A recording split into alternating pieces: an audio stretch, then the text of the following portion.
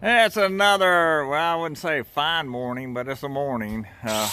We're at another location, somebody else's backyard, and this is going to be a project. That was Tony, by the way.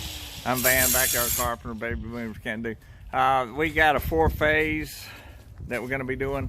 Part of it, as you can see, that the bottom of the post rotted out.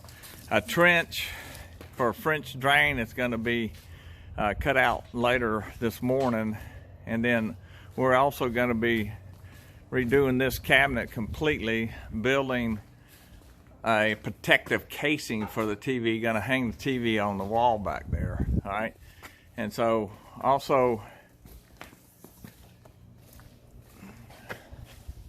now anyway, once they dig their trench across here so we can lay the French drain, then we'll continue on past the fence and then down here, so the water coming will go that way, because the problem that they have is the pool's built up and you got 2 downspouts right here.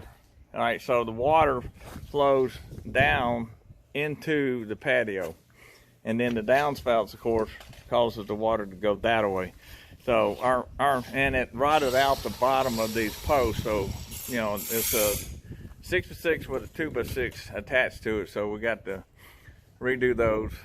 And you know, later today I'll be showing you as the guys trenching the concrete for us so we can put down a French drain.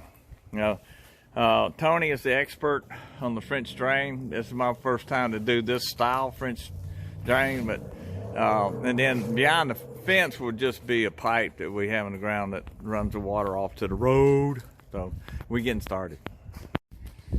Okay, we started the initial beyond the fence dig, and Tony said the wise thing to do is, you know, flip the sod upside down. So that's what we done, little square sections.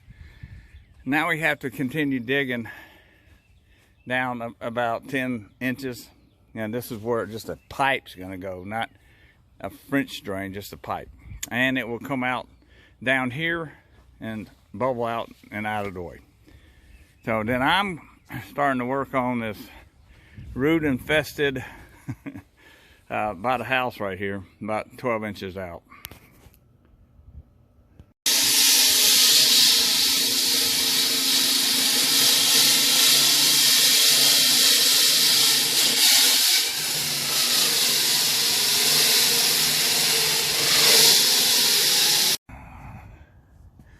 Okay, this is what we got done yesterday. I'm Van, Tony's out there, backyard carpenters. This was dug out by a professional with the correct blade. All right, and so now we're gonna put these in. Okay, in sand. All right, and then these 2 downspouts will go down here into this unit so the water flows and doesn't go back in the patio. All right, so. And then this is the pipe that's used for here. Tony is now starting to set everything. And that's the trench that was dug yesterday. And this pipe goes along there. And so all the water that used to go on the patio will now go through this pipe and drain out. And down below there is actually the drainage for the street, and that's where the water will go. So good morning. Tony has got the exit drain, is that what that's called? The exit drain, and now he's starting to put sod back. All right, so his very wise was to turn the sod upside down. So now you can see the sod looks really good. All right, so it's going to go back great.